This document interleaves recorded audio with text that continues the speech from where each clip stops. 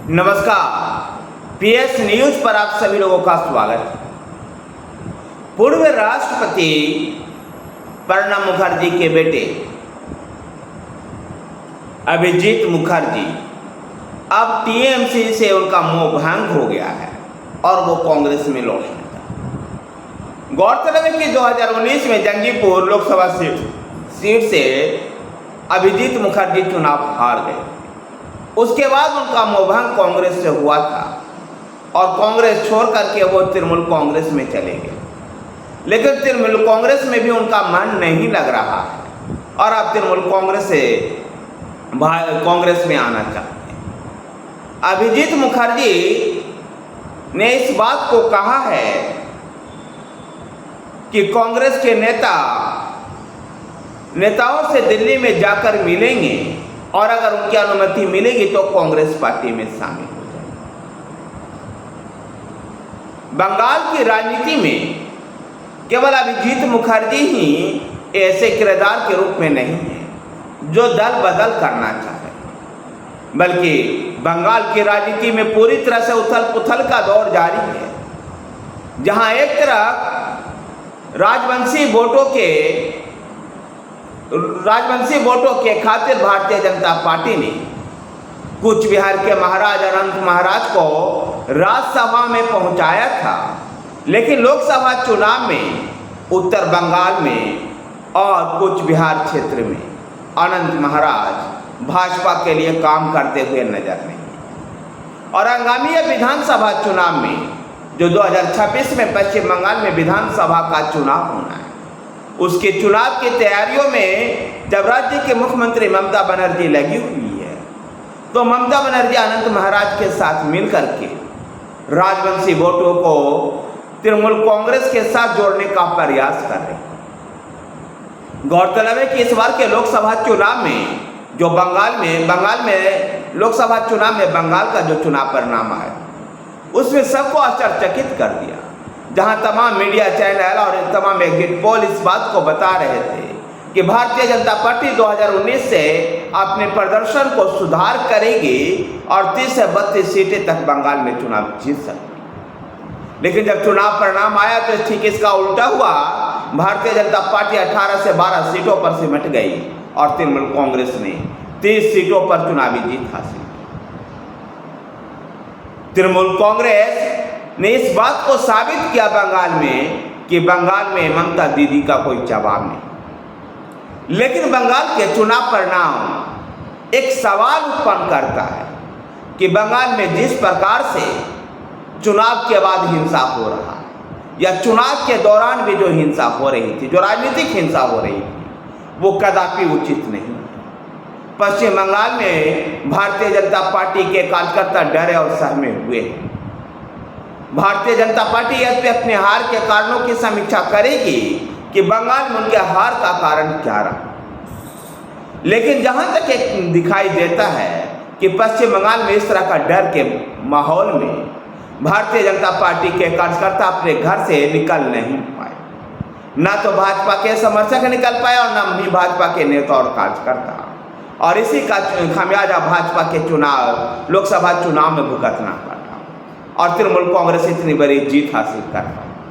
बंगाल की राजनीतिक हिंसा एक गहन चिंता का विषय है। चुनाव परिणाम चाहे जिसके पक्ष में आए या जिसके विपक्ष में आए, ये कोई मायने नहीं रखता है। लोकतंत्र में हिंसा रहित चुनाव मायने रखता है, जो पश्चिम बंगाल में हिंसा रहित चुनाव नहीं हुआ। ममता बनर्जी को इस बात को जवाब देना होगा कि चुनाव तो पूरे हिंदुस्तान में हुआ। कई राज्यों में भारतीय जनता पार्टी हारी तो कई राज्यों में सारी की सारी सीटें भी जीतने में सफल थी, लेकिन उन राज्यों में तो ये चुनावी हिंसा नहीं हुआ जहां भाजपा हारी या जहां जीती। लेकिन पश्चिम बंगाल में इस प्रकार का चुनावी हिंसा क्यों? पश्चिम बंगाल में ममता बनर्जी को इस बात को जवाब देना। यदि ममता बनर्जी की राजनीतिक शक्ति में इजाफा हुआ है और जिस प्रकार से अपनी राजनीति करती है ममता बनर्जी, उसमें लगता नहीं है कि अपनी खामियों को स्वीकार करे। इन दिनों पश्चिम बंगाल में तमाम घोटालों की भी चर्चा है तो संदेश खाली की चीख भी सुनाई देती। इसी दौरान पश्चिम बंगाल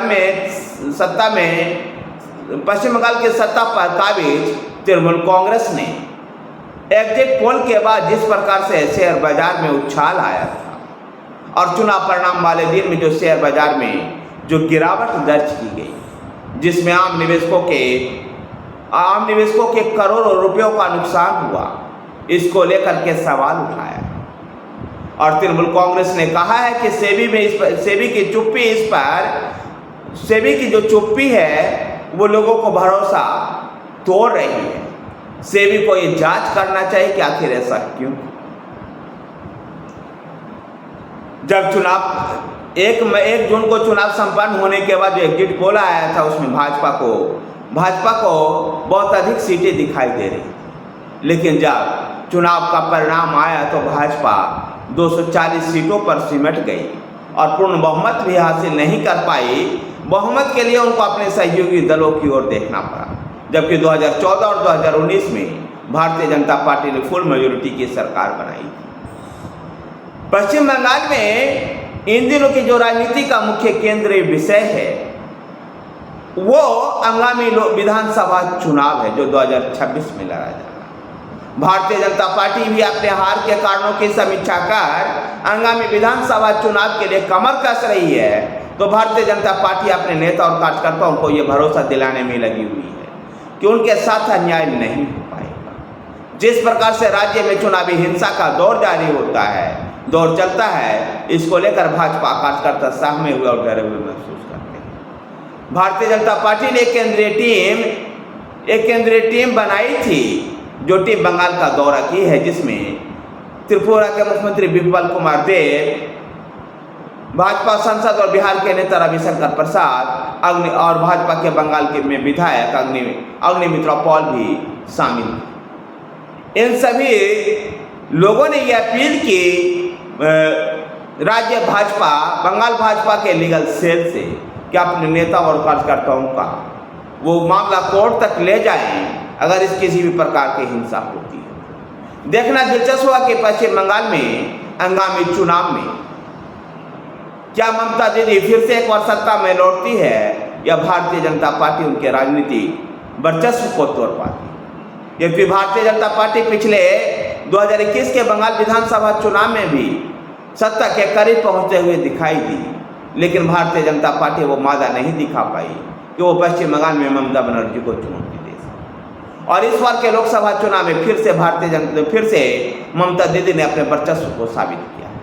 ऐसे में 2026 का पश्चिम बंगाल का विधानसभा चुनाव अहम हो जाता है। धन्यवाद साथियों, वीडियो को लाइक कीजिए, शेयर कीजिए। हमारे साथ बने रहने के लिए हमारे चैनल PS न्यूज को सब्सक्राइब कीजिए। धन्यवाद।